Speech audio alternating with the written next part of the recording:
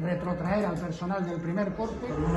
En el momento que estuviese ya vacío, Sí, este es el primer paso de vuelta a la normalidad, de recuperación de la normalidad, y es un reto que nos hemos fijado,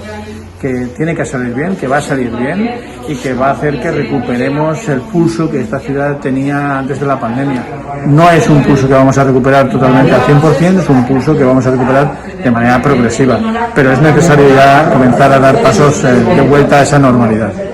La novedad más importante va a ser el acceso restringido a la plaza,